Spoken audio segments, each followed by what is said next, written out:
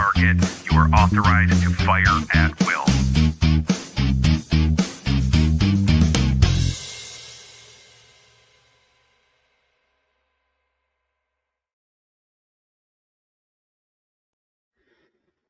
Hey, good Saturday morning. As good of Saturday morning as you can have, having woke up to the news that while you were sleeping, the United States invaded another country. But, and I've been fielding messages and phone calls about that pretty much since I finished my workout this morning. And I got up and I got an early start to the day because I was really excited to be all caught up and ready to do this conversation today. I was really stoked for that. And I'm like, this is going to be a fun combo. I even put a fun title on it. I mean, how can you go wrong with two Republicans and a Libertarian walk into a podcast and not have fun with that? And I worked hard on that title, and then I made AI work hard on the image. But yeah, so I was looking forward to it. Went to sleep last night. It's like I'm gonna get up early. I'm gonna do my 2.5 hour, 3 hour workout this morning, and I woke up and opened up in the news all over the place was, hey, brought to you by the red, white, and blue, and messages from my left-leaning friends and my right-leaning friends and my libertarian friends and phone calls, and it was just, I'm like, not what I wanted to wake up to on the third day of the brand new year. But yeah, anyway, well, welcome. We're here. We're going to be talking to Kate and Gerald. They are two very outspoken activists in Southeast Minnesota. Well, really in Minnesota, but especially in Southeast Minnesota, Fillmore County, and points south and east for the GOP. Solid people, very solid people. Like, these are people that you would want in your camp fighting for you. And I say that with respect, because we may not always see eye to eye on stuff. Kate'll acknowledge we've gone a little had a little tete-a-tete a few times over the last year and a half. And I think sometimes Kate wonders, is this the same guy I met a few years ago? And I am, mostly, but they're just solid fighters, and they really are. They fight for traditional agrarian, rural Minnesota values, and I think we can all get behind that. And they've got an event coming up that they're going to be telling us about, and they're going to be kind of helping to make a pitch to the more Liberty Caucus, libertarian-minded people about why they should be looking to supporting a GOP candidate for governor this year. And one of the ways that you can find out more about that will be to attend their event that's coming up in week and a half, roughly.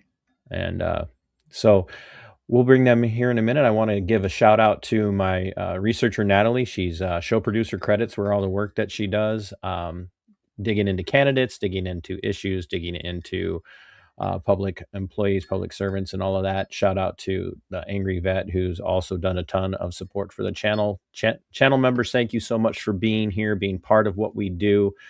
You guys do make it possible. We had a blast with you guys on New Year's Day when I sat down with Adam Nutter, former NYPD officer, to talk about the nature of policing in the U.S. So thank you. If you like what we do and you want to keep supporting what I do here, please send a super chat.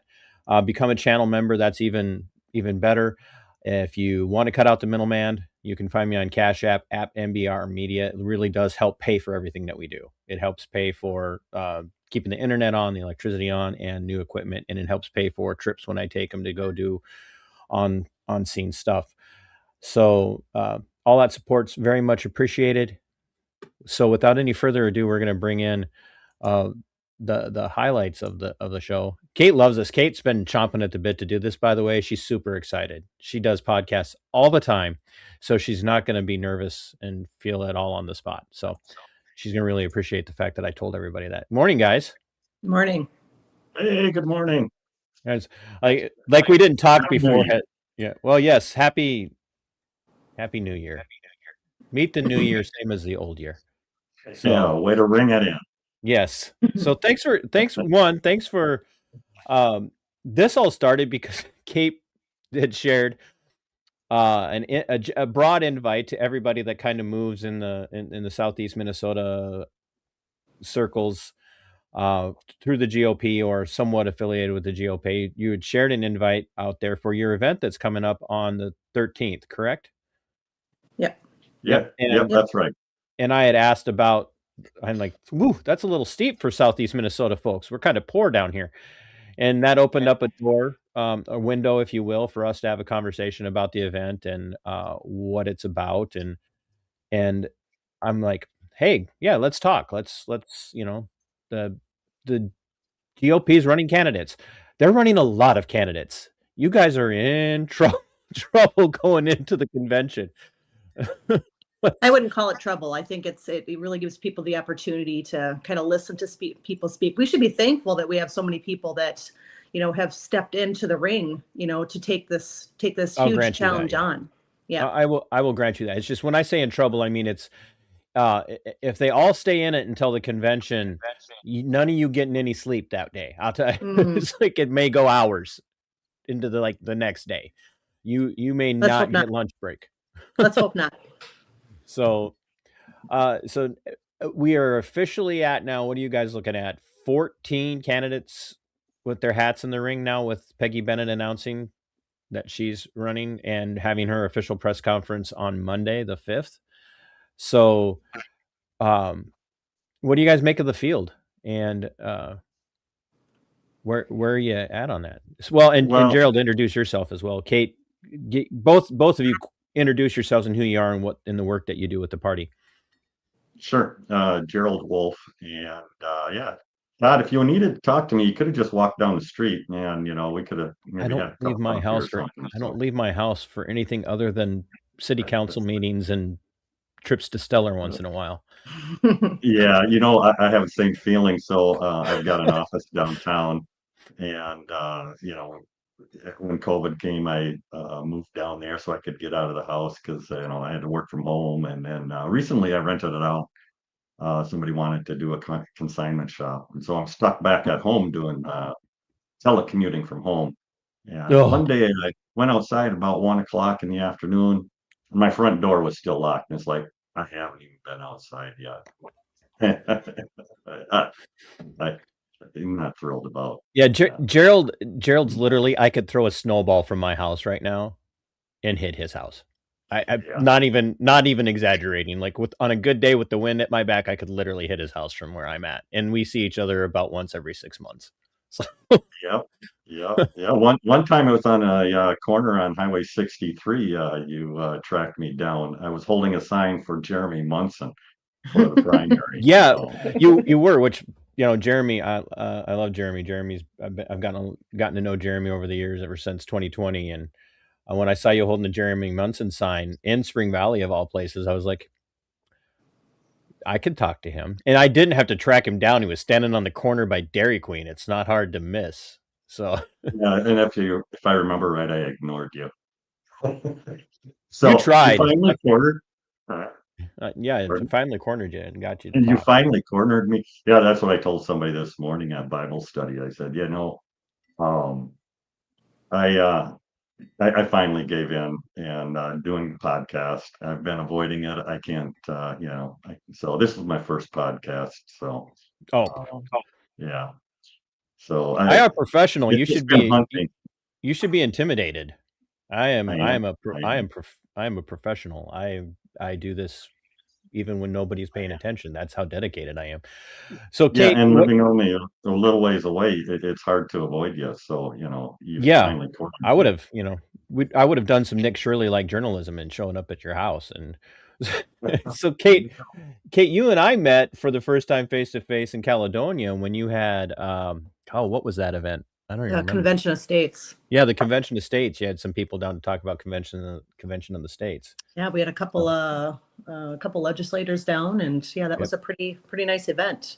So I think that worked really well at that time because there were so many people that were so angry about election results and just where we were as a society in general, that it really kind of shook people out of the comfort of their home, and they were willing to come out and listen to people. So I kind of hope that we're still maybe in that spot a little bit, that people are still willing to step out and listen and find out maybe what they can do to be involved, a little or a lot.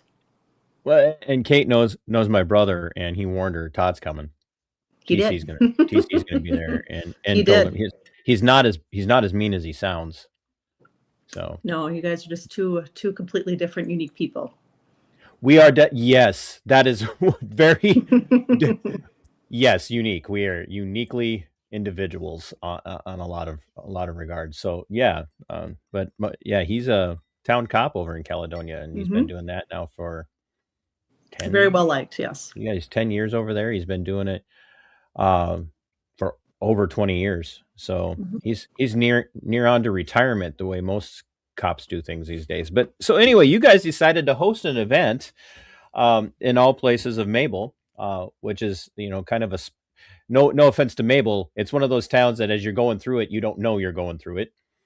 But it seems to have a venue that is big enough for what you're hoping is a pretty big turnout. And you've got some interesting guests coming on top of the gubernatorial candidates. Who all are you going to have at that event, and what time does it start, and what all you doing with it?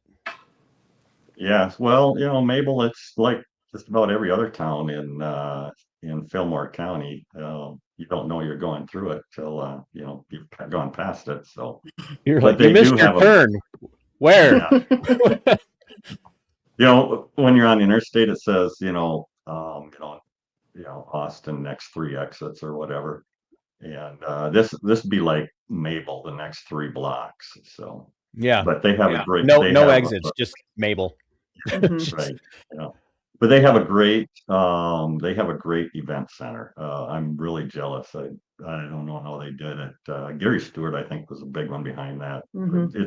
It's not a brand new facility. It's been there for a few years, but just a really nice place to have an event like this. So it holds about 400 people, something like that. And yeah, And you we're guys are going to be at expecting capacity, right? You got 400 We're tickets sure sold. we're thinking, yeah, we're thinking that it's going to be a good crowd. Given Liz Collin is our headliner, and she draws a lot of people. So. Yeah, and for those that don't know, Liz Collin is the voice. I mean, really, she's become the voice of Alpha News.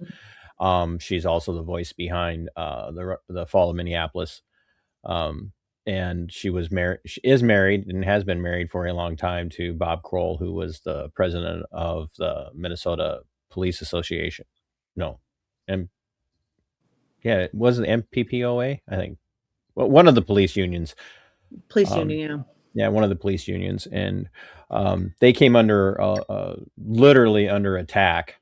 Their neighborhood was literally besieged in 2020 by John Thompson and his crew, threatening to burn down this town of Hugo because Bob lived there.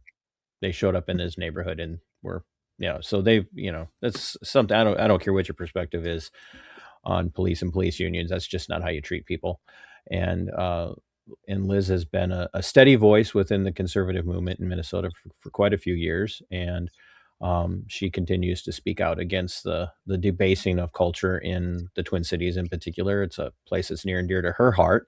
So you've got Liz Collin coming in to speak, and you've got another speaker that day too, don't you? We did. Chris Madel. Yeah, he's still coming, but he's coming as a candidate now. Right. Yeah. So we had to take him off as a guest speaker, because he declared his candidacy for governor. So, but he'll be there. I had somebody reach out to me about Chris, saying, "Hey, you should have Chris on." And I'm like, "I'm open. You guys know this. I'll interview anybody, like literally anyone." I don't know if I'm going to have enough time to interview all the Republican candidates for governor this year. So hopefully it thins out a little bit, but I'll make time. So do you have the entire slate of candidates committed to coming? We have only half of them. So only half of the candidates will be there. That's 7. So, so far we have committed Mike Lindell, Phil Parrish, Brad, Kendall Qualls, and Jeff Johnson, Brad Kohler, Chris Madel, and Patrick Knight. So we're planning on all those to be there, plus a couple of U.S. senator candidates. Who'd you get for the candidates for Senate? So we have Adam Schwarzy and Royce. Royce White. Oh, oh, really? Yeah. There, there. The door might catch on fire when I walk in. It'll be a Roy. good night. Oh, I'm not planning anything. I'm just Royce and I have never been in the same room at the same time. He's been on the show after months and months and months of us going back and forth at each other. He finally did make an appearance on the show, which was quite interesting. But I did not know Royce had committed to coming down here. So this I can't wait to walk up and shake his hand and introduce myself. Yeah. But And, I've met Adam face to face, and I've had Adam on too. So yeah. So Yeah. what's the go ahead. I know you had some things that you particularly wanted. You had some things you particularly wanted to hit on that you wanted to talk about, and I want to clarify too for a lot of people in my audience that watch. They know that I'm paleo libertarian and that I tend to be far more conservative on most issues than most conservatives are. Far more like Pat Buchanan on a lot of issues than most modern conservatives would be even. So it's not shocking when I take a more conservative social position than a lot of people would expect. But they also know that I also hold, and a lot of my audience holds a lot of the America first, America only perspective. And so when they hear politics, I think one of the broad generalizations that we end up experiencing in that is that people assume that when you talk politics, you're always talking about, countrywide politics, and you're talking about geopolitical politics. And one of the things I try to get people to really focus on, and if you pay any attention at all to the show, is like the most important politics are the things that take place locally at your municipal level, at your county level, and then predominantly after those two, in my mind, being the most important, is what's happening at the state. And the state shouldn't be having candidates that are talking about geopolitical issues, period. I don't care what the governor thinks about Israel. I don't care what the governor thinks about Ukraine. I don't care what the governor thinks about Venezuela. Unless they're coming out and saying, in this state, we're going to do this for this country. In this state, we're going to do this for that country. And we're also not going to do this for that country. To me, that's out of the purview of the governor. That's out of the purview of, state and state senators and state members of the House. And that, to me, those are troubling signs. So for my audience, I want to make sure that when you're hearing this, we're not talking about people that are running outside of Adam and Royce that are running for federal office. We're talking about people who are running for governor of Minnesota and what their positions are as it regards what they're going to do. If you want to borrow the phrase, make Minnesota great again, or make Minnesota first over everything else, whether it's addressing the fraud issue, which is predominantly an issue that falls on the shoulders of both Republicans and Democrats in Minnesota. The Somali daycare fraud issue is not just something that happened 2 months ago. This has been going on for decades, pretty much since they got here, and under the watchful eye of both Republicans and Democrats, or not watchful eye.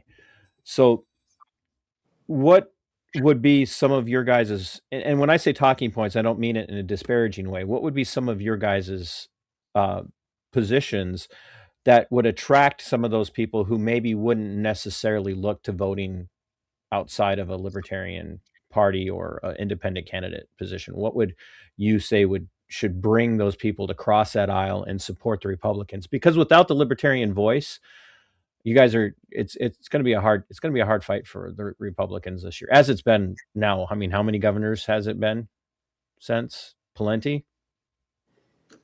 Yeah, since Pawlenty. It's been a long time. So sure how many years it's been. What either one of you, what do you think is the answer? What do you guys think the candidates are going to bring to attract independent, libertarian-minded voters in? Yeah, well, one of the things you're 100% right as far as,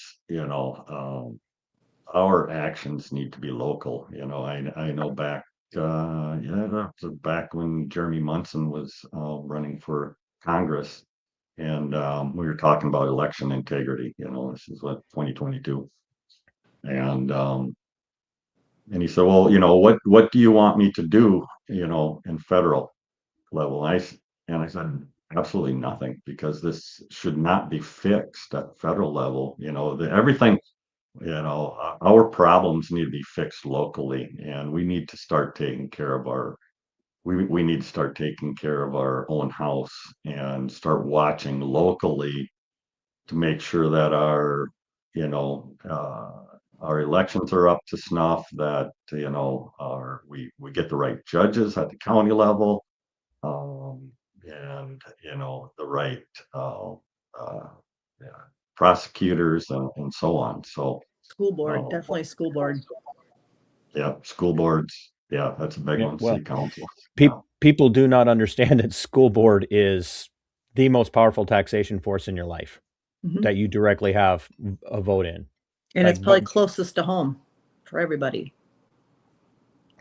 but yet nobody pays attention to them Mhm. until they're mad about a social issue, which is fair. Correct. Right. I guess one thing I would just like to say is, we do have a lot of candidates that have, like I said, stepped up and offered to, share their thoughts, their views, their voice. And we should be very thankful for that, because that's, I think, what makes us so completely different from the left, is that we tend to not always get behind one person right away and just, we're told to do it and do it. We don't work that way.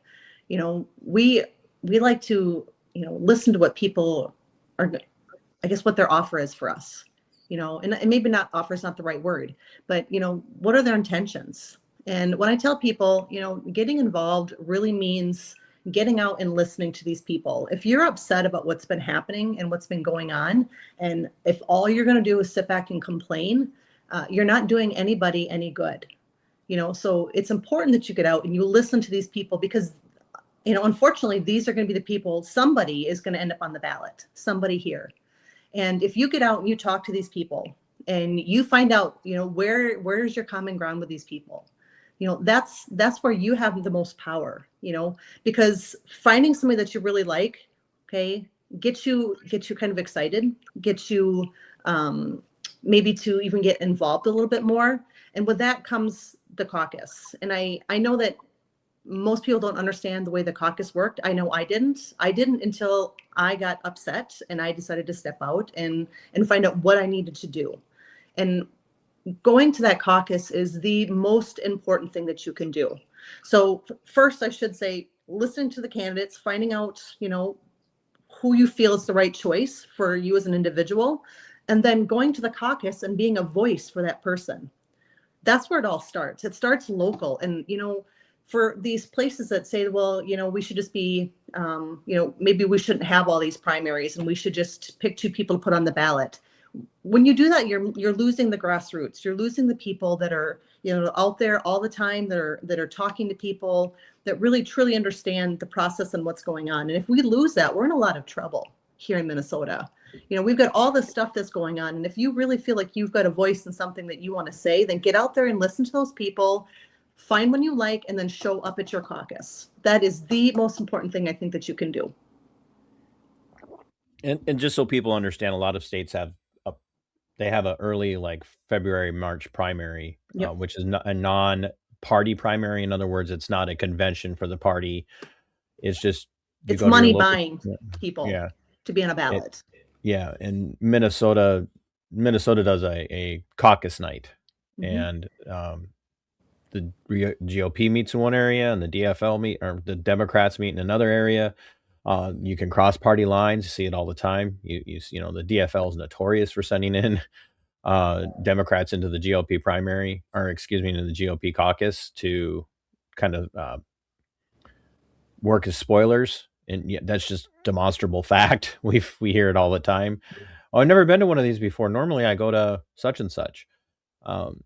And so it's an interesting, but very much a grassroots approach to candidate selection and platform selection and platform forming and all of that. So I do encourage people to get involved, no matter what your party is.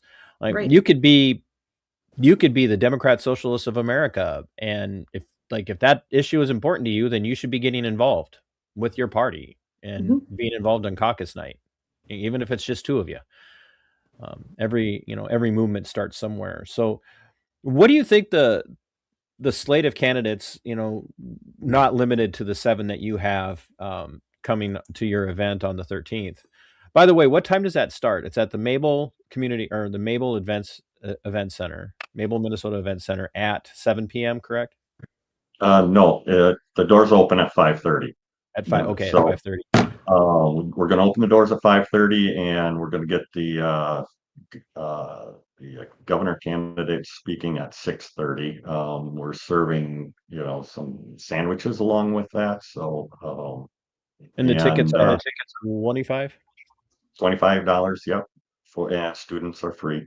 And we have a link on our Facebook event page that people can go to register. We do encourage people to register.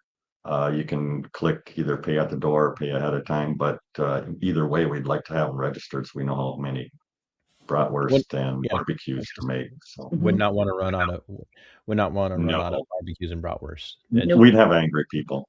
Yeah, but one thing with Minnesotans, especially when it comes to bratwurst, if you don't have a bratwurst for most Minnesotans, the fight's on. It's on. No, wait a minute. When you say barbecues, are you talking sloppy Joe? Yep. Sloppy Joe. There we go. Yeah, most people are like, you said barbecue. Where's the barbecue? Well, that's barbecue. No, that's Sloppy Joe.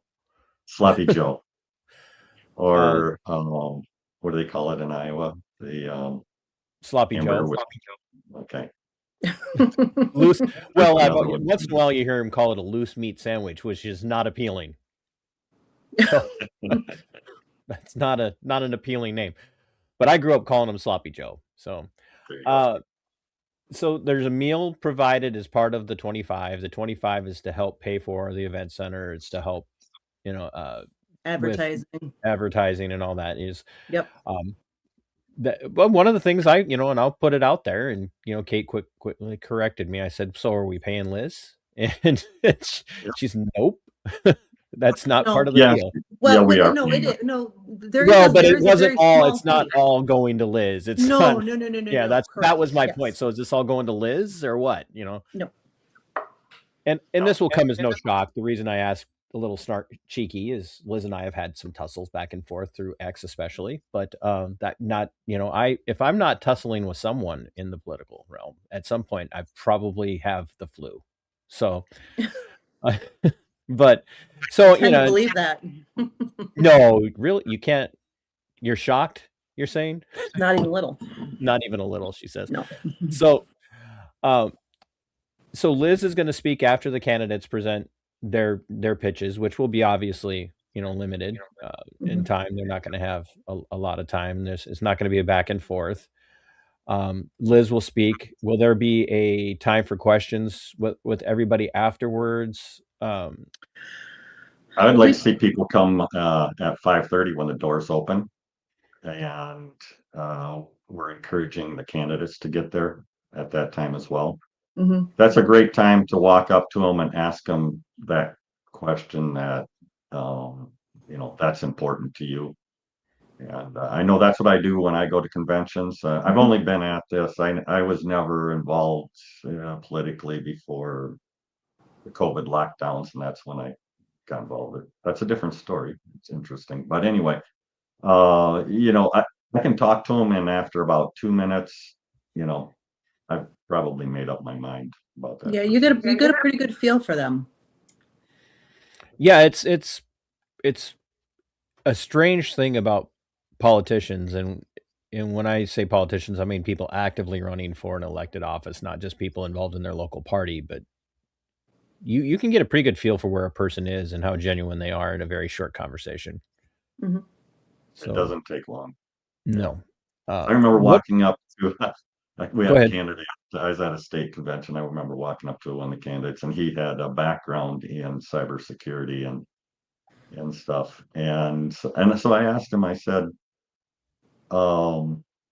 So, and this was at, a state level or federal level, federal actually. And anyway, I said, so what do you think about,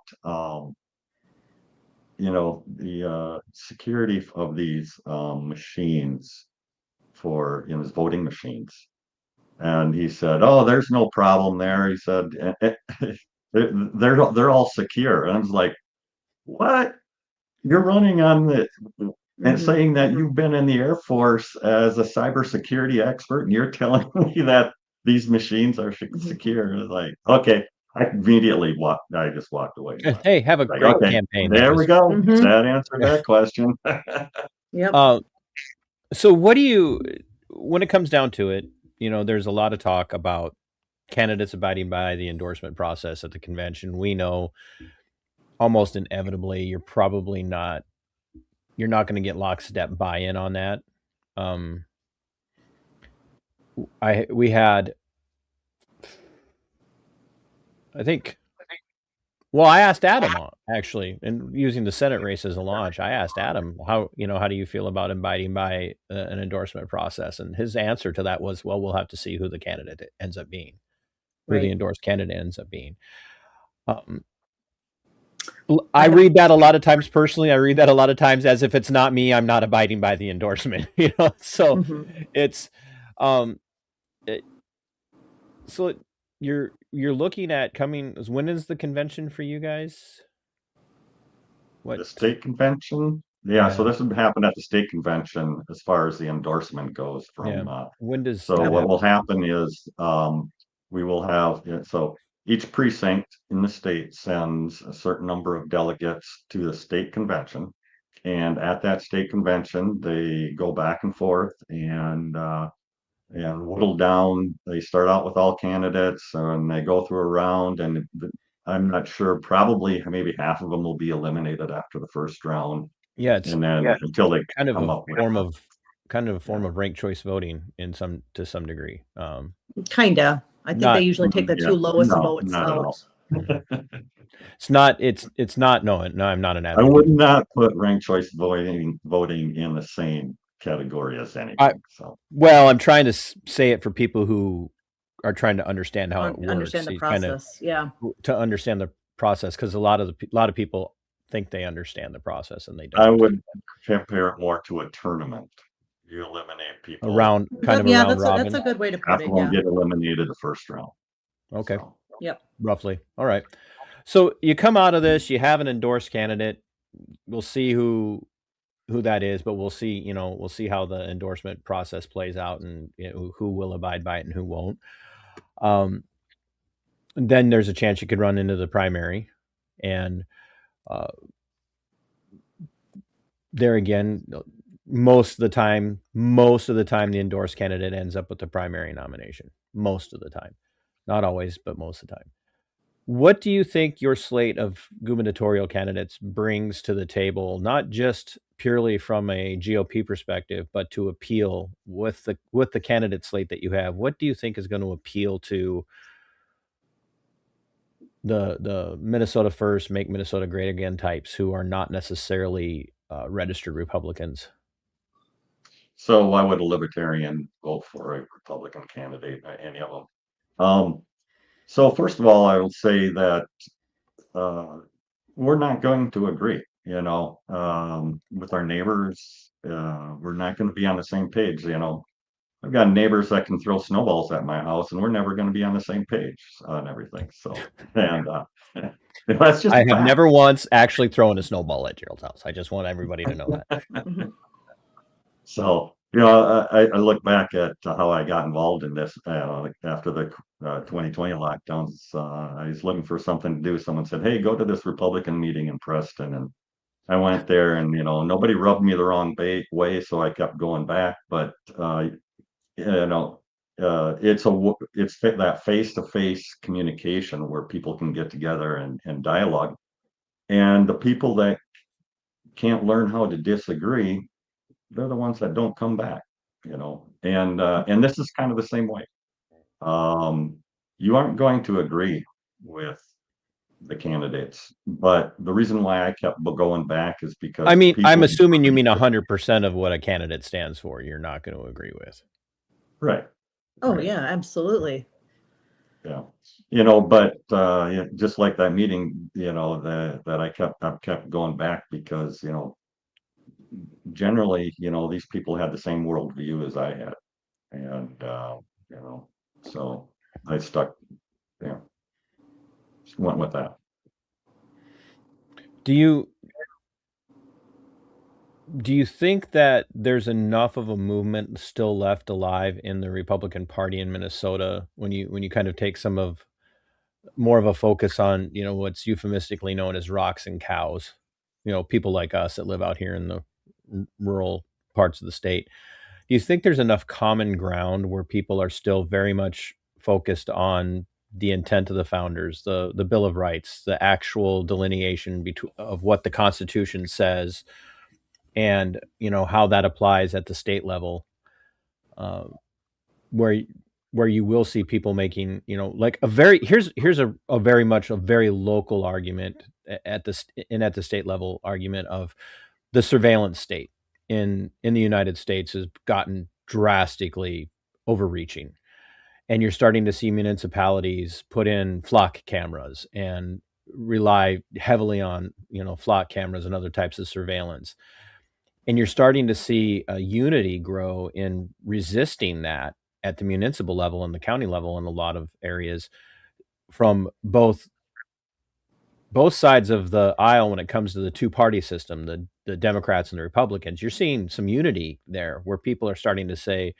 why are law enforcement agencies and municipalities and counties contracting with a private entity to put surveillance cameras all over the city just to track people's movement?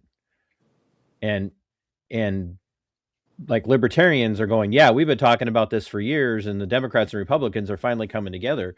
Do you think that's a place where a strong gubernatorial candidate could say, hey, we're going to take a look at flock cameras, we're going to take a look at traffic cameras in the surveillance state as it rises? Or do you think that's not an important enough issue for people to pay attention to when it comes to what they're used for? And if you don't know anything about flock cameras, that's, you could tell me, I don't know, I can't answer that, or totally Well, if I I'm don't know under. anything about it, I was gonna say then the answer is no, because, you know, then it must not be, I'm not saying that whatever I feel is important. Gerald saying, if I don't know anything about it, it's not important. You know, but I'm just saying, you know, yeah, you know, that's probably not a good sign, you know. But anyway, I do think it is important. But I don't know that it you know, raises up to the top of my list of things. So, Well, right. And I think we're kind of in a society where they've kind of just, it feels like they've made it normal. You know, people have cameras all over their properties, you know, everywhere you go, a business has cameras, people are pulling out their cell phones and they're videoing you and taking pictures. We've just been, you know, we've been numbed down to that, you know, to accept that in a way. I'm not saying that we should, but again, I think it's one of Right. those things that we kind of have to step back and we have to look at and say, oh yeah, you know what? You know, just because it's there doesn't mean we need to accept that. But I kind of agree with Gerald that I don't know if it's enough of a stronghold for, you know, most people to say, you know, I'm going to call that the line. You know, I think when you're looking at a line, you're looking at more of the fraud issues.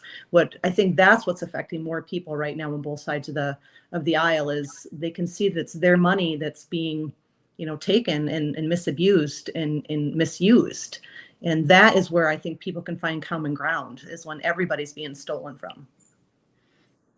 you know, I think it's similar to the data centers that are going up. I was just going to ask about what about common ground on data centers, because you are seeing there again, you're seeing GOP types, you know, and they're again not meant as in a derogatory way. You're seeing like traditional, like, yay corporate, which I am a capitalist, so, but yay corporations, and now you're starting to see GOP types go, oh, what in the actual French toast is going on with these data centers, and why are you only picking on small towns? Well, and I don't know that GOP, you know, candidates are speaking out against them. I think they're going along with it. I think there's do you questions. think I just they think there's should be? questions. I, you know, okay, so this is Go ahead, interesting. Gerald. That's So fine. Christmas, we were, family gathering at my in-laws and the thing in Southwest Minnesota, and the same issue. They've got one going up at this tiny town, and so my daughter, for many of you that don't know, my oldest daughter ran as a Democrat uh, against Greg Davis in the last election, and she's planning on running again this year or next year. And so anyway, we were just talking about, and I was saying, I made the comment that, well, it's just, it's dystopian. These data centers, they're just there to collect data, from off of my television, and that's what they're for. And she was shocked. She goes, "Wow, I can't believe that you and I agree on something." I said, Allie, I said, you know what? You and I agree a lot more than what you had ever imagined. Mhm. And so, I was able to talk to Allie at one of the downtown on Wednesdays on Broadway things, and got her card and was planning on having her on the show, because I've never been able to pin a Democrat down for a show. So hopefully we can get Allie on. So if I can get Royce White on, come on, I should be able to get at least one Democrat on. So well, she's a little more than a snowball's throw from your house, but yeah, she lives. I think she lives just outside of Snowball Reach. So, yeah. do you think, when you look at the data center issue, that is very much an issue that does, in my mind, if we're going to talk about something that requires, not massive, but a decent amount of governmental oversight, what I think we see happening, at least from a libertarian perspective, is that instead of giving oversight to these issues, local government especially is taking the money. They're like, oh yeah, because they're coming in and they're offering a treasure trove of money to a lot of these municipalities. Hey, we'll pay for X, Y, and Z. You get us the land at a discounted price. Give us a tax incremented finance district. So then, after we pay you, we're not going to have to pay any taxes for a long time. And next thing you know, there's a major drain on water resources and electricity generation. And towns that do have these data centers now are seeing that they're paying more for water, they're paying more for electricity, and then they're also getting less electricity, and their water flow sucks. And so instead of getting oversight, a lot of times the government's looking at this going, oh, we benefit from this, screw the constituents. And I think that's an issue that gubernatorial candidate that's paying attention to issues, along with the fraud that Kate so wisely brought up, is one of those, like, this actually impacts the totality of my constituents, especially in rural Minnesota. Mm-hmm. If I ignore this issue as a candidate who's running for the entire state, if I ignore the issue of the data centers and the detriment that they are to the communities that they're in, everything from noise pollution to light pollution to drain on assets and resources, if I ignore that, I might lose the people. And so do you think that is an issue that a gubernatorial candidate in particular should be looking at and talking about? Or do you just think that's outside of the purview of the governor? Well, I don't think it's outside at all. I think, those are exact questions that people should be asking. I think this right now, like, I can understand some people have more knowledge about it and other people don't. Like, I'm in that just beginning phase right now to kind of figure out all the information that's going with these data centers. I know, didn't Spring Grove just have a big town meeting about that like 2 or 3 weeks ago? I was gonna make it over there, but we had some other event going on. Was it Spring? I know Pine Island was. I'm pretty sure Pine Spring Island Grove had a big one. Yeah, Pine Island's got a big fight on their hands because they're trying to move fast forward with that. The same thing with a small town outside of Duluth is going through the same thing. Right. So I think it's just most people are just in that information stage. If you don't truly understand, and I'll be honest, I don't 100% understand everything about it, which means then I'm in that phase where I'm trying to, gather as much information so I know how it does affect me, and when you talk about things like, okay, so they're going to want it tax free. I mean, does that mean they're not paying property taxes? And if so, wherever they're getting the land from, those people probably were paying property taxes, which means everybody else is going to have to make up for that difference in their property taxes. I mean, that's the first thing that comes to me. And we're in Minnesota right now, we've all been hit with increases in our property taxes. So can we afford? It wasn't just me? No. Oh, okay. I thought it was just me. I thought they just singled me out because, you know, I'm the bad guy. Right. So I just think that until people truly understand how it will affect them, that's when they need to start asking questions. And I'm glad to see that there's small towns that are having meetings about this right now, because if you can get to one, I mean, that's where people like me, I'm going to get my information. Otherwise, I have to rely on people who do understand it. So I have to find people that I trust that can explain it to me. Next thing you know, you're listening to some obscure podcaster that brings on Right. some lay expert to talk about it, and Yeah. Nick putting on a tinfoil hat. And then you're diving down really in rabbit hole. trouble, right? Yeah, then you're really in trouble. Right. Well, and you I know, go like ahead, you Gerald. said, Todd, you know, I'm all for capitalism, you know. Yeah, you know, if you want to build one, build one. Keep the subsidies out of it. Keep the, you know, tax credits out of it. Go ahead. You know, you know, let's just. It's important enough for you to have this. Pay the taxes. For it. Yeah, let's just stop the government involvement in paying for this.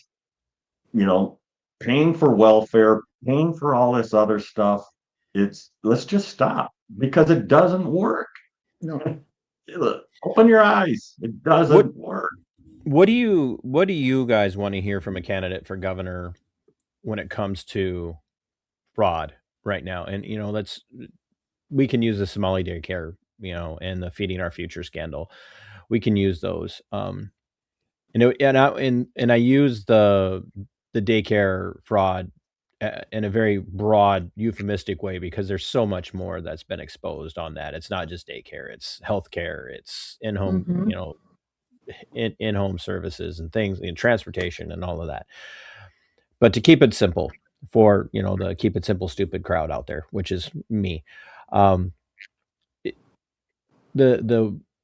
daycare fraud scandal, the Feeding Our Future scandal,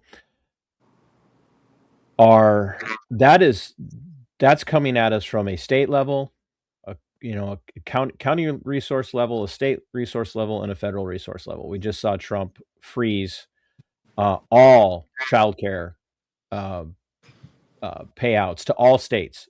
Period. Froze them all until they get to the bottom of this. I personally think that if there are federal dollars involved, the federal government should be investigating.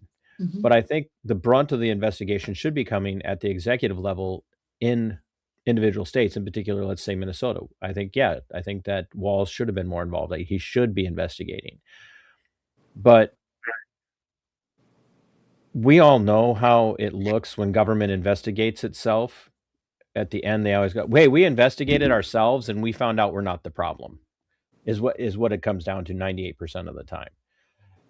Because at some point, somebody's got to admit that this has been an ongoing problem for a long time. And Massey, just at the federal level, Massey just said this. He's like, I voted against funding these programs while everybody else on my side of the aisle voted for it.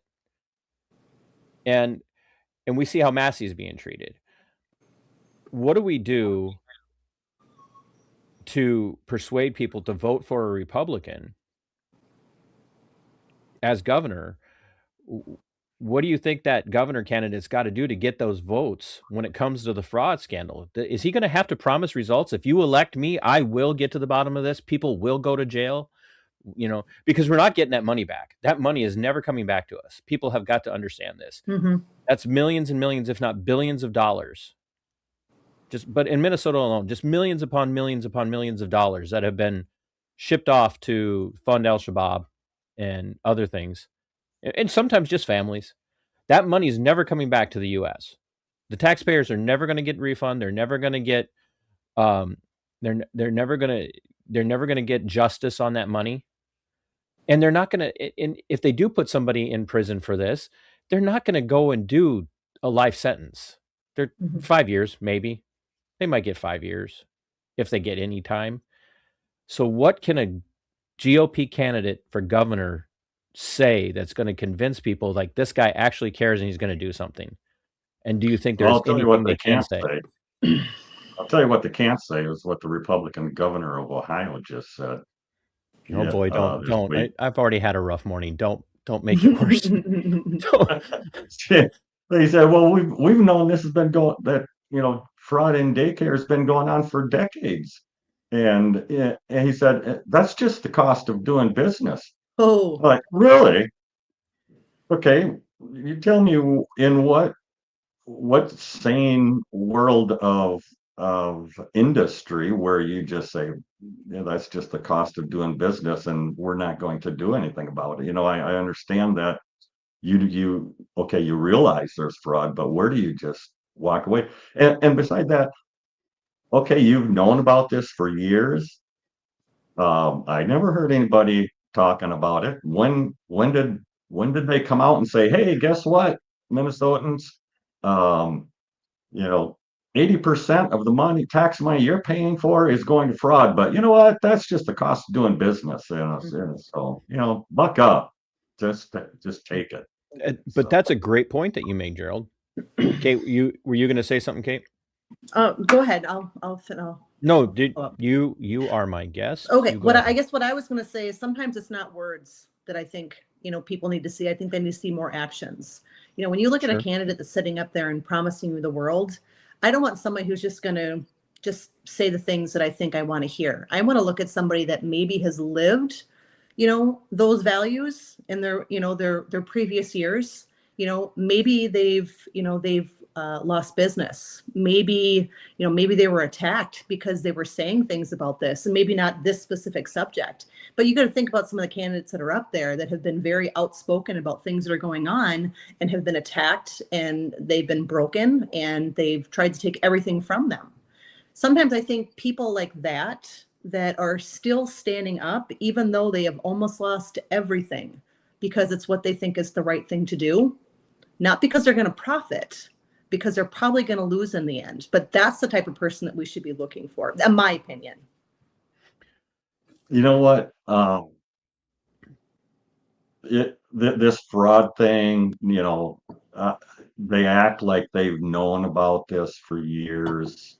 And okay, if this is a barometer of our tax money, from everything that I can tell, then that tells me that 80% of all of the tax money, that money, that $13 billion that our state kept and did not give us to a refund, but that plus all of the other money that they took, that 80% of it is going out the door as fraud.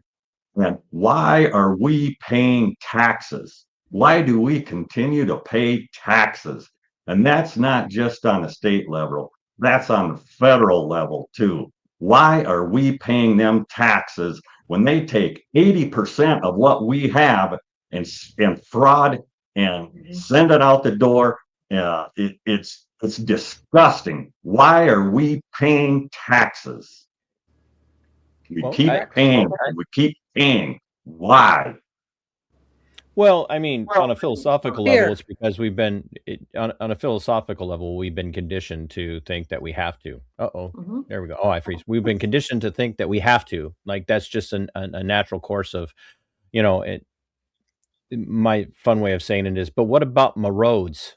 It comes down to everybody's like, well, if I don't pay taxes, I'm not going to have roads. I'm like, are you familiar with Minnesota? You've got two seasons, road construction when you can't use a road in winter, which feels like you're in the middle of road construction. So it's take a look at roads. Okay. And I got our Gerald fired education. up. This is fun. Oh, you pushed the button there, buddy. So, okay. I just saw a recent graphic of how much money we're spending in Minnesota on education, and it's just exponentially more than what we're paying for roads. And then I look at Fillmore County, and I look at our school. Okay, we spend a lot of money for our school, but then I look at the roads that we have to keep up.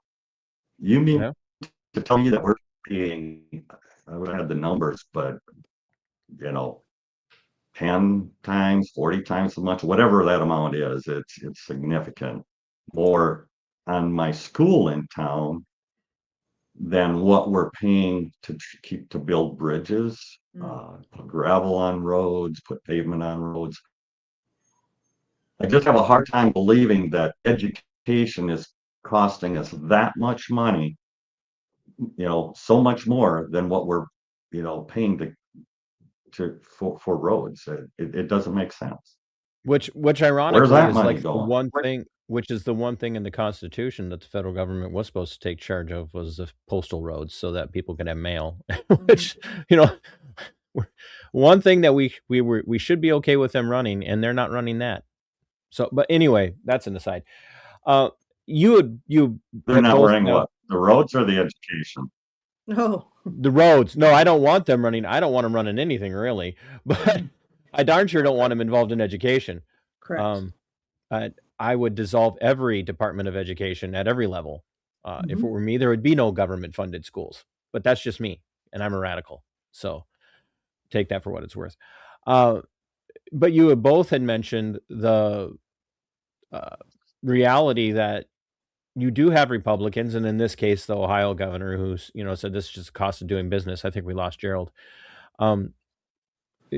You have a Republican governor in Ohio admitting it's just the cost of doing business. That's the way it goes. Yada yada yada. So what? You wage slave tax cattle. That's that's the price you pay. But I think that's an easy assumption for us to make for the Republicans in Minnesota. I think the Republicans in Minnesota at some level own this, and I don't mean the individual rank and file members of the Republican Party, but all of a sudden we've got now we have, and a good friend of mine, and I think he's doing the right thing. Nate Wiesenberg is calling out walls, and I love Nate. I'd go not to war like against him. I would stand shoulder to shoulder with him on 99.9% of issues, even if he is funny looking, and you can tell him I said that. But I'm like, okay, great. Now we care. Now that it's been exposed by Nick Shirley, and there's an argument over who fed this information to Nick Shirley, all of that aside, who cares? It's been exposed. We all knew what was going on. Why are the Republican Republican office holders now they're outraged? Now they're calling for Walz to resign. What are you actually going to do? And that's, and I saw a post on a Republican-based group the other day. I want Walz in handcuffs. Well, that's not going to happen. The Republicans can't arrest Tim Walz. That's going to take an investigation outside of a congressional investigation. That's going to take an investigation by a law enforcement agency that's got the, excuse the terminology, has got the balls to do it. And did I freeze? Okay. Nope. I look like I freeze on my. No, you're fine. My studio, I forgot to turn the heat on in my studio, so I didn't know if that was affecting my internet, because it seems like it does. But when I saw years ago, I was in the feed industry, and one of the guys told our secretary, he said, you got to put bags over the phone. We've got phone companies coming in. We work in a feed mill, and it gets real dusty here, and they got to blow the phone lines out. So put some bags over the phone. Did they fall for it? I think so. Oh no. It's like we used to send brand new soldiers to the motor pool to get blinker fluid for the Humvees. So, but and there again, props to Nate for being willing to go on to a news platform and make this very bold proclamation. I 100% agree with him. But now let's see some action, and it's not enough for the guy that was working with Nick Shirley. It's not enough to say we're presenting formal criminal complaint, which of course the internet, Facebook in particular, was going crazy. Tim Walz has been charged. No, he hasn't. One person filed a formal criminal complaint. That doesn't mean anything. There are formal criminal complaints filed by people against thousands of people literally thousands of people in Minnesota every day, from private individuals going to a local law enforcement agency or county or state level law enforcement agency and filing criminal complaints that go nowhere. Yeah, that's our problem is That's why people are doing it. That's why, and I'm not just saying Democrats, but Republicans too, are getting away with, stuff that they're getting away with. They're just brazenly breaking laws and, doing stuff because they know they're not going to get prosecuted. Right. And that's what, we talk about, I just, again, talked about this at some guys at my Bible study this morning again. Why, why they're doing this? Because they're not going to get prosecuted. Our problem isn't just with our representatives that are in, our capitals. Our problem is where we're not looking, and it's in our judges. Mm. Until we start getting judges, we got a clean house on judges, and that's where we need to start. Mm-hmm. Because nothing's going to happen until people start. If there's no consequences to me committing a crime, what's the purpose? The purpose of government, according to Scripture, is to reward the righteous and punish the wicked. And until we start living by the Bible and start living by the Scriptures and model our government the way it's supposed to be modeled, punishing the wicked and rewarding the righteous, we're going to have problems. You just made my argument for being against government, by the way. Well, because the American government doesn't do any of that anymore. It just doesn't. And well, that doesn't mean that we get rid of it. Right. No, it means we go back to our roots. We got to make it what it's supposed to be. It means we overthrow we it. need a new one. We need a government, or we'll have all chaos. We need a government that's what our founding fathers the righteous and punishes the wicked, and we need to start punishing the wicked. You hear the argument about the Somalians. So the left says, well, this is part of their culture. And well, you know what? If this is part of their culture, then get them out of here. We don't want them here. If this is part of your culture, the way that you live, then get out, because we don't want it. Well, I think that's I think that's just a leftist talking point, because it's not part of their culture. I know many Somalians that are very disgusted by what they see happening in the Twin Cities. It might be part of that culture of that particular group of people in the Twin Cities, but it doesn't speak to the entirety of Somali culture. Just like, well, we can disagree on that too, well, so. but do meth fabricators speak to the entirety of white culture? Well, but let's just disagree on it and move on, okay?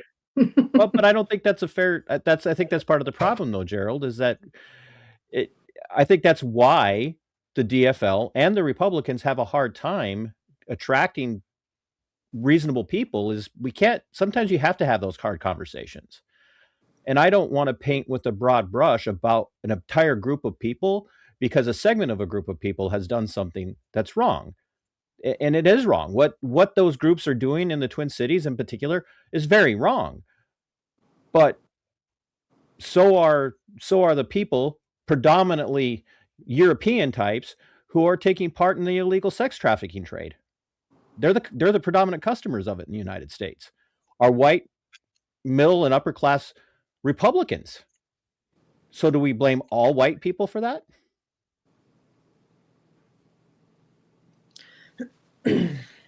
I think this goes back to exactly what Gerald was saying about us just needing to get back to our biblical roots and understanding, morals, and, prosecuting people that have done wrong things. Because when people feel like he said, when people feel like there's no repercussion for, people abusing, hurting, stealing, looting, burning, they lose hope. And again, I think this goes back to them just in general, us being pushed into this area where we're just supposed to learn to accept what's being fed to us. And I don't want that to come off as,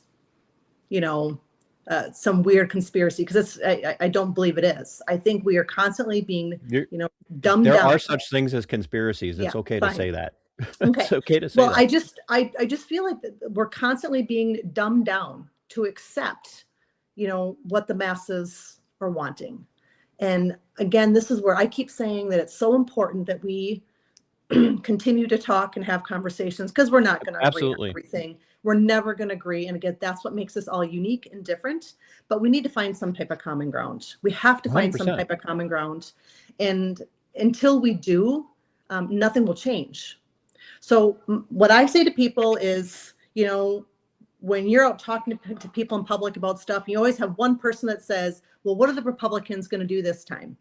Okay, well, my response is, why are you putting it just on that group of people? Why are you not that upset that you're not getting out there and you're not getting involved Great and argument. you're not speaking to other people? Because it's not just the Republicans that are supposed to fix this. We are supposed to fix this. This is our country, our state. Local involvement fixes it. Right. Which is why we cannot kill off the grassroots in the state of Minnesota,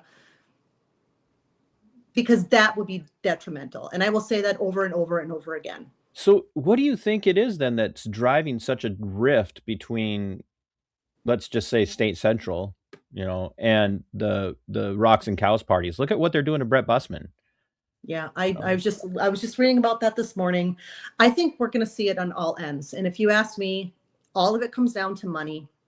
If we just found a way to remove the massive amount of money that was involved in politics, and people just had to go back to, these politicians had to go door to door.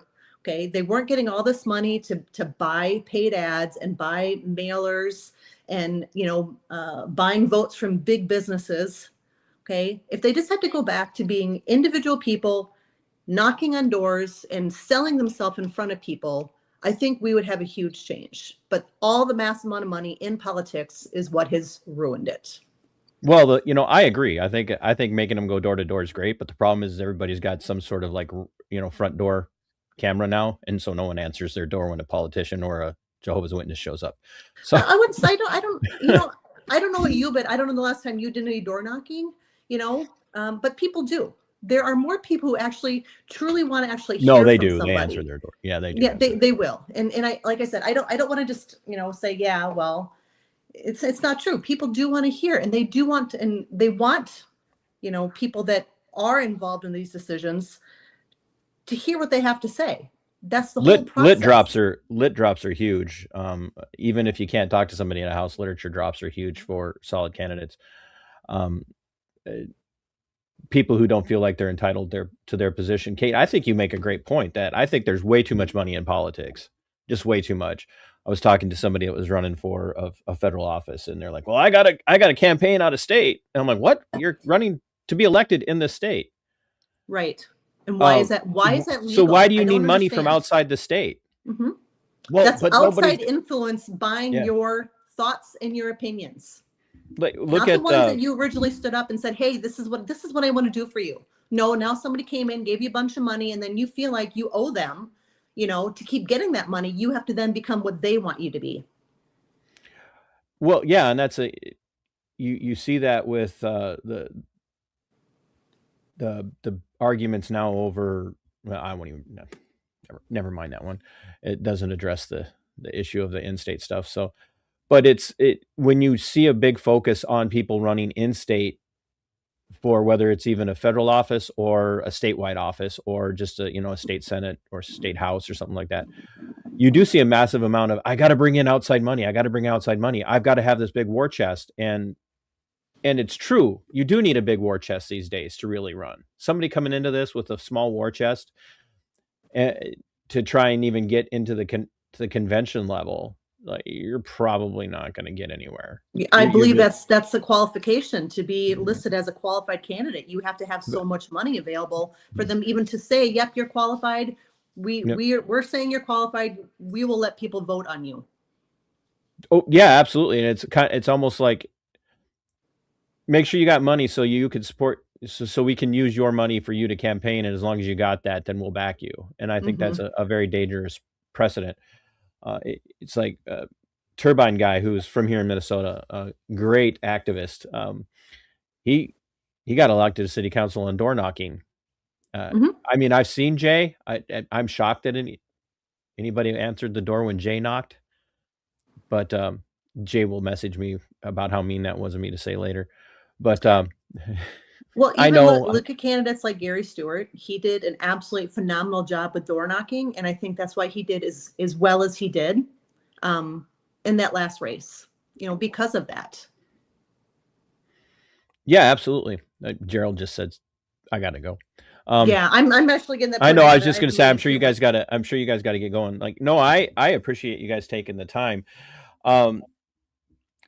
One of you, one more time, give us the dates and times, and just one thing outside of, and this is not meant to be cheeky. One thing outside of, well, we're not going to agree, because I think there are lots of things that we do agree on. Like, I'm all for closing the borders and deporting criminals. I'm like all for it, 100%. So I do think there are things that we do agree on, and there are going to be some things that we disagree on.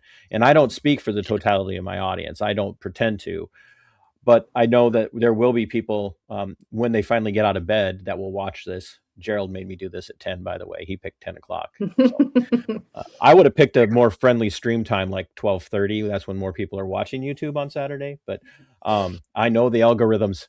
But when people are watching this back, Gerald, what do you think? I'll start with Gerald. Gerald, what do you think your one talking point is? We're not going to agree, but what's the one thing you think we're all going to agree on, for the most part, that should cause a person to look at a governor, a Republican candidate for governor, as their voting choice this year? Well, I think one thing we should all agree on is, I don't know, I know we all agree that elections got to be secure. I recently went to an event in Sioux Falls with Rick Weeble.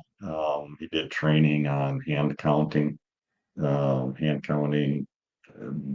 paper ballots, and I think that's the right way to go. You mean the way it was originally done might be the best way to do it? Yeah, it's a no-brainer. Get Which, the machines out of it. Take the machines out of the equation. When you say it's a no-brainer, you think that'd be an easy thing then for government to accomplish? Because if there's ever been an example of no-brainer, it's government. It's Yeah. Gerald's like, I'm done. Kate, if you had one thing apart from Gerald's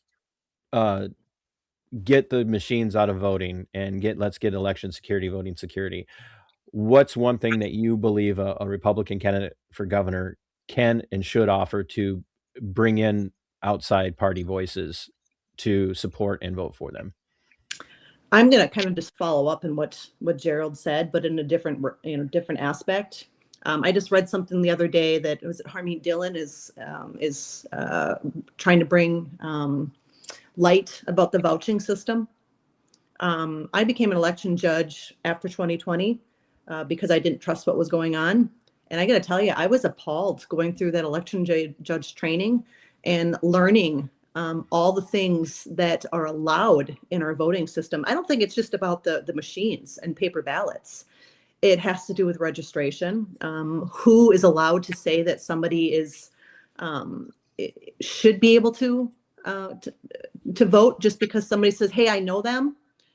So therefore, I'm going to sign this piece of paper saying I can vouch for them. That vouching system is corrupt. I don't remember if it's up to 7 or 10 people that one person can vouch for at a time.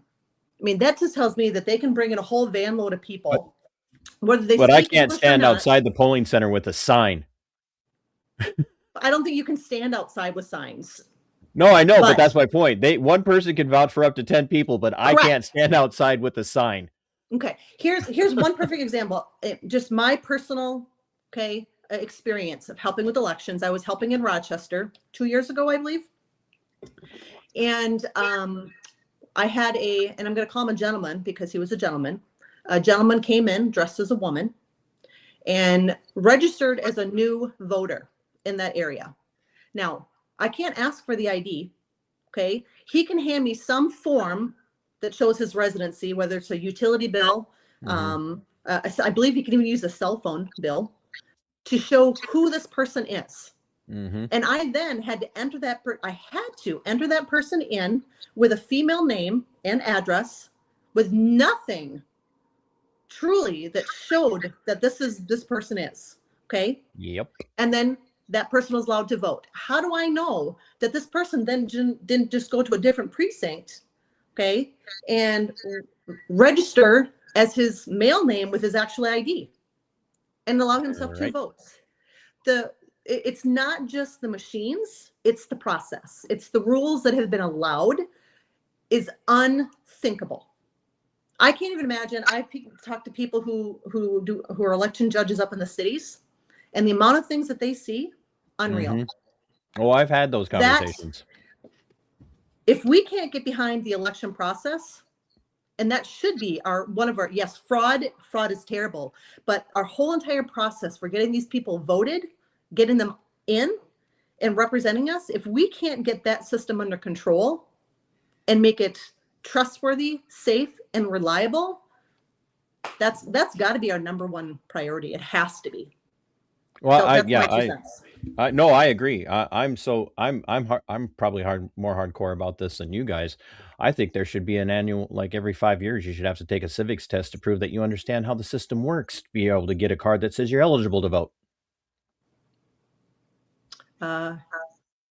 Yep. I don't think we should offer translators to vote. Nope. The whole, and this doesn't make me racist. This doesn't make me wrong. This you don't have to do the what ifs here. Nobody's going to. I'm just saying that if you're going to come to this country, the point of coming is your promise to us is that you're going to assimilate in some way, shape, or fashion. You're going to get a job. You're going to support yourself, and you're going to pay those taxes as well as everybody else that was born here. Well, that is not the new American dream, Kate. Come on, you can't. That's just not the new. I really appreciate your guys' time. I look forward to. I honestly believe this is a good event. I really do. I'm hoping. I'm on call for federal jury duty, which if anybody knows, they're gonna. If I do get called up, I will not make it through voir dire. They're gonna be like, yeah, no, he can't be on this jury.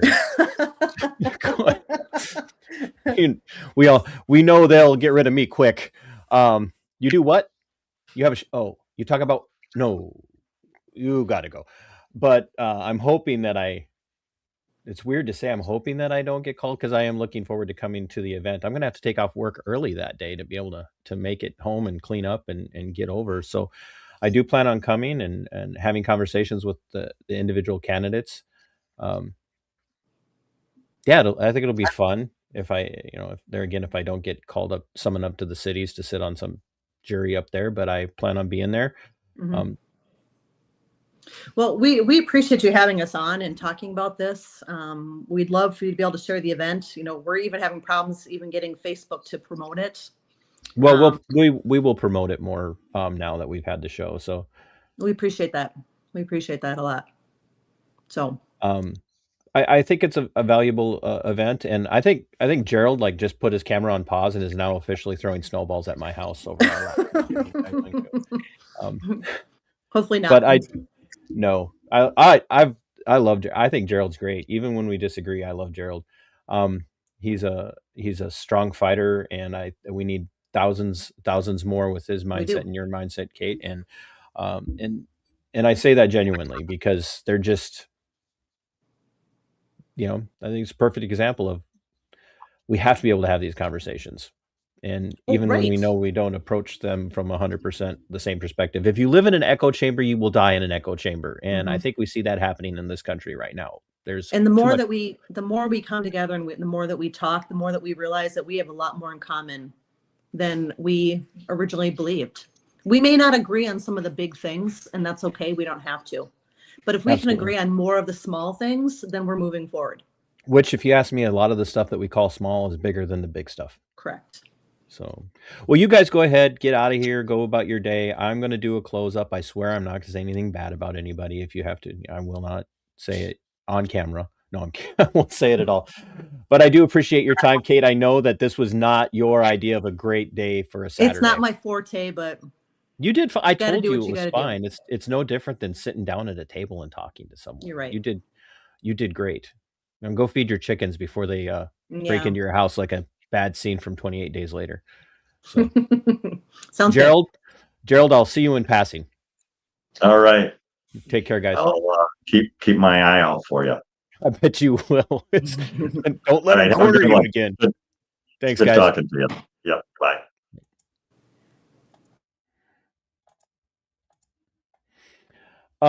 Folks, it's very important that when you are presented with an opportunity to have a conversation with someone that comes from a somewhat philosophically different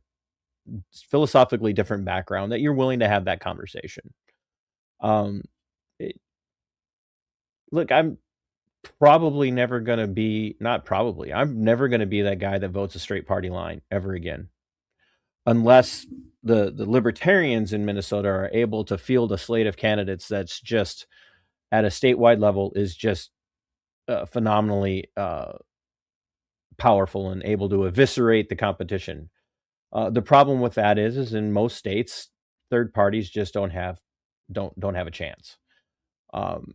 And that's done intentionally by the two-party system. They do everything in their power to ice out third parties. Now, to their credit, the Republicans over the last couple of years have tried to work more with libertarians and the Constitutional Party and others to relax some of the restrictions on third-party candidates coming into the election. But really, the only hope that anybody has in this state is declaring themselves as a Republican or a Democrat, and then you just automatically get on the ballot. Everybody else has to jump through hoops to get on the ballot, which is a time-consuming, money-consuming perspective, and it's got to end. We need to get away from that. The protectionism that's built into the two-party system is been the downfall of the state of Minnesota and really, quite frankly, the republic as a whole. Our founding fathers warned us against the secularism of political parties and of the cultish mindset of political parties. Warned us how dangerous they would be. Not just one, not just two, but multiple of our founding fathers.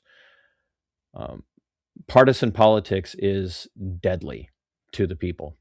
It is not helpful. Now, that being said, if you're one of those people who does believe in voting, then you have some hard choices ahead of you in what we now euphemistically refer to as midterms. You guys have your work cut out for you. Donald Trump launched a war overnight. He did. He promised no more wars. He promised no new wars. And he launched, not only did he bomb Iran earlier this year, he's talking about bombing Iran again. And he bombed and invaded Venezuela overnight. He invaded Venezuela. That's not in keeping with the Monroe Doctrine.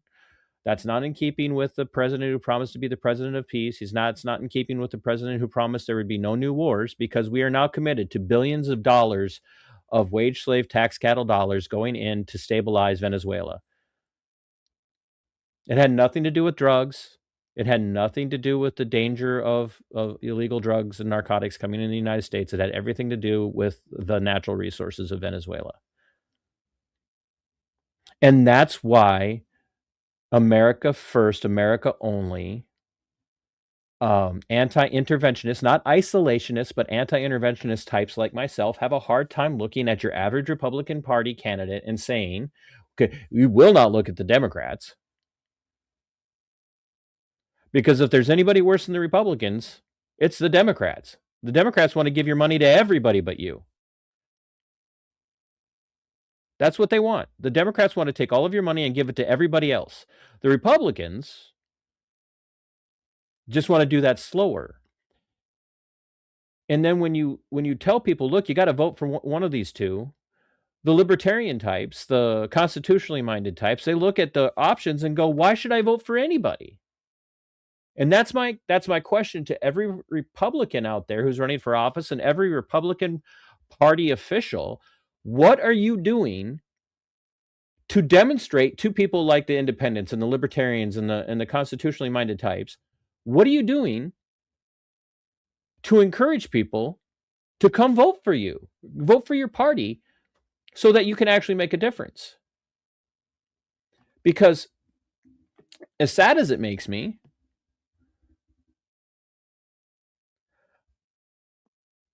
there's no hope for a state like Minnesota unless libertarians vote for a governor candidate in the Republican Party.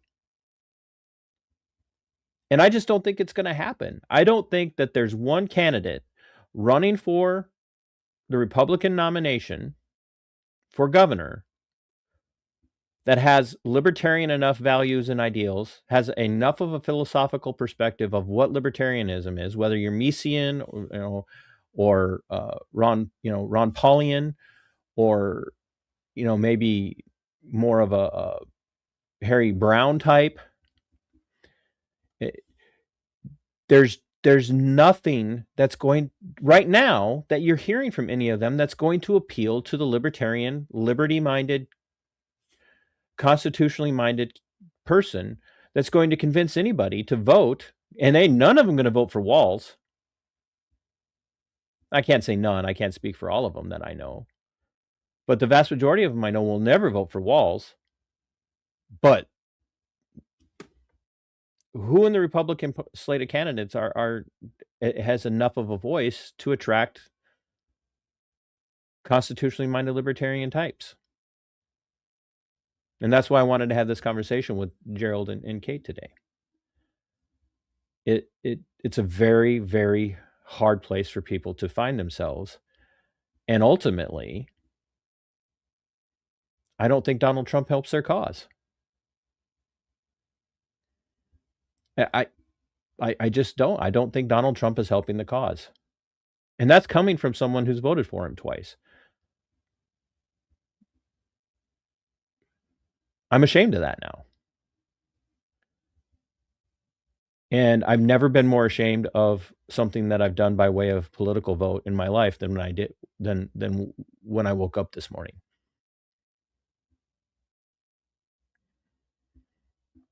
We have service members invading Venezuela today, folks.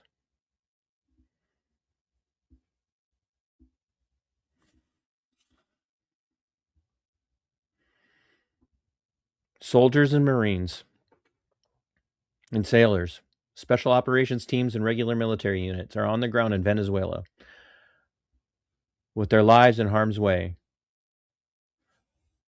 For, as Jay said, turbine guy, Trump has admitted it's oil.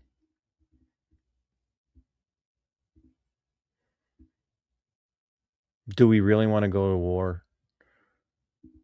Do we really want to commit to decades and billions and billions and billions of dollars more of wage slave tax cattle dollars to rebuild Venezuela after a regime change war that's been done strictly for us to get their oil? And even though that's not a state level issue, it's enough to make your average libertarian look at the party as a whole and say, you're going to have to make a really strong argument to get me to vote for your Republican candidate for governor. And Gerald said it, we're not going to agree on all issues. Kate said it, we're not going to agree on a lot of issues. And there are some small things I do think we do agree on. We're all tired of the fraud. We are all tired of being taxed to death. But what is going to change? And I don't know that there is a candidate for governor in the state of Minnesota right now that has any clue about what they're going to do to change any of that. So maybe I'll find out different next, in a week and a half. I am going to try and make it to their event. That's my plan. I've been invited to come as media, and I really appreciate them doing that. So, you guys hear that my significant other is beating the crap out of something in the other room, and it's not me because I'm sitting here. So I'm safe. I'll blink twice to prove that. So I'm safe, but I do thank you guys for being here. Pray for our soldiers, our service members. Please. I don't want to see one of them come home in a body bag for this illegal war.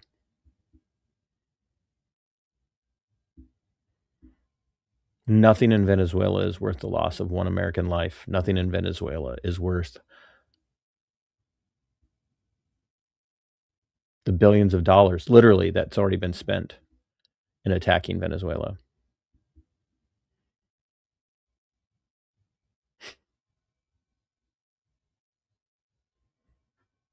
Not one American service member's life is worth it. The blood and treasure of our families is far too important to be wasted on the soil of a sovereign nation outside of our own borders.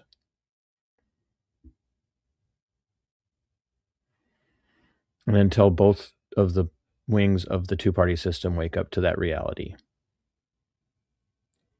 it's going to be a hard sell for them to get us to vote for any of their candidates.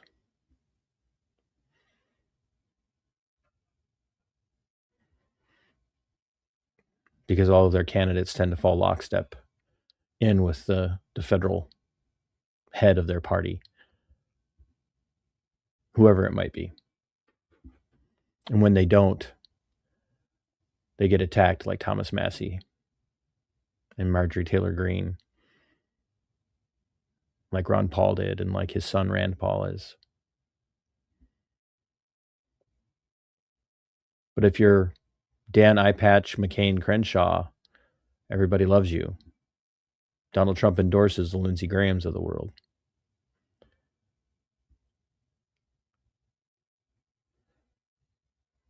And that's what makes it very hard for liberty-loving Republicans to convince libertarians who love liberty even more to vote for any of their candidates. If you tuned in this early Saturday morning, I really appreciate your time. And I truly do appreciate Gerald and Kate taking time to have a conversation with someone that they didn't have to invest time in.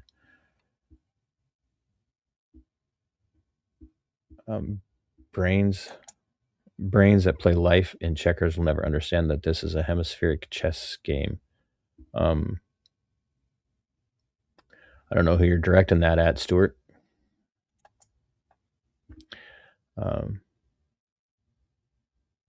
If you're saying that Donald Trump's playing chess, no, that man couldn't play Connect 4.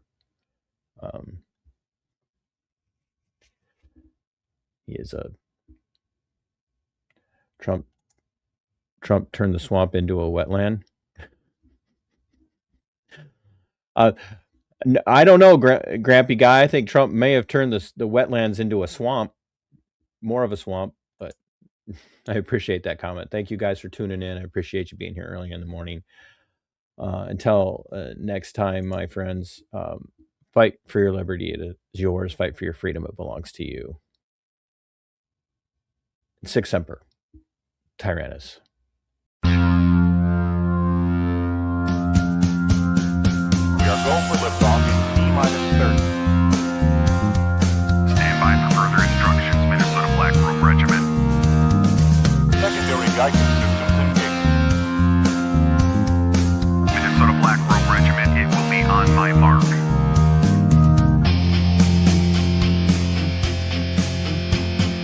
All systems are a go. All systems are a go. Minnesota Black Robe Regiment, you are over the target. You are authorized to fire at